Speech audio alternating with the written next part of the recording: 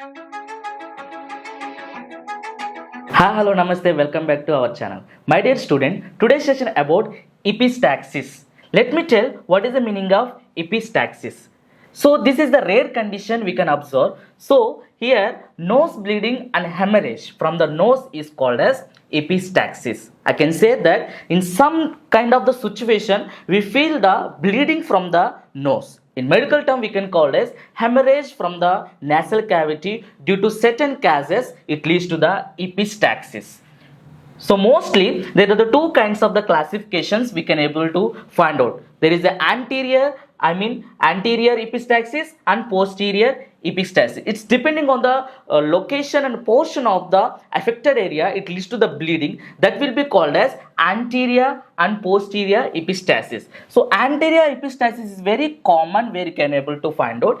It will the most common cause to get the anterior epistaxis is a trauma in some kind of injuries or accidents. Because of this trauma conditions, the anterior epistaxis we can able to find out. Let me tell the second classification of the epistaxis is nothing but posterior epistaxis. It is very less common, whereas the most causative factor for the getting of posterior epistaxis is due to the more hypertension or arteriosclerosis. So these are the spontaneous causes which leads to the less common condition is nothing but posterior epistaxis. So in that case, the rare condition of the posterior epistaxis, the bleeding will occur very severe. It requires immediate hospitalization to stop the bleeding.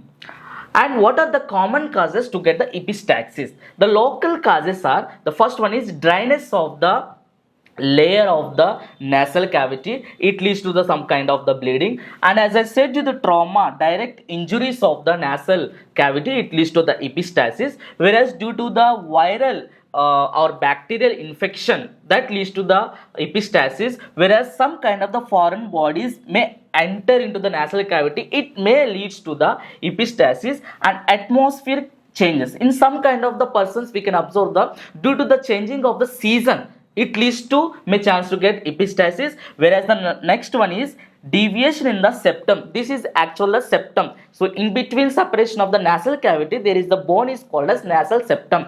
In that case, in kind of the chromosomal abnormality, the septum may get the deviation. So this is how the structure will be. But in some cases, the septum will be like this. That will be called a septum deviation. In that case also, we may observe this epistaxis. So this is the common. Whereas what are the systematic causes? Less common. So idiopathic and hypertension, renal disease, bleeding disorders, as you know that aplastic anemia, leukemia. So this kind of the disorders will come under bleeding disorder, liver disease, hepatic cirrhosis, and due to the excessive intake of the drugs may chance to get. This is very less causes that will be called as systematic causes to get the epistaxis. Lest we can see what are the diagnostic evaluation to find out the epistaxis. As you know, the common thing is history collection and physical examination. In the physical examination, the carefully inspection of the nasal septum is the very important, where the origination of the bleeding we can able to find out.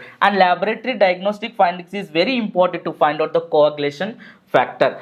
And next one is the management. What is the immediate management when you find out the bleeding from your nasal cavity? Just nothing. As you can show in the picture, you can do the pinching of the nose for the few seconds. Okay, so that will be called as a pinching of the nose, one of the procedure to stop the bleeding. And silver nitrate application for the stopping of the bleeding. Whereas different kinds of the complications we can able to find out. If it is the more bleed, that will be called as hemorrhagic shock, as we know that, and septic shock. Due to the bleeding, if it is getting more infection, that will be called as septic shock. Whereas we can able to find out pneumocephalus is one of the complications. What is the meaning of pneumocephalus? Where the presence of the air and gases within the cranial cavity. So within the cranial cavity, if you find the air and gas, that will be called as pneumocephalus. And sinusitis, inflammation of the sinus is called as sinusitis. One kind of the complication you can able to observe for the epistaxis. And next one is septal pressure necrosis also we can able to find out. Here you can feel the necrosis. So these are the some sort of the complications where you can find out in the case of epistaxis. That's about today's session, my dear student.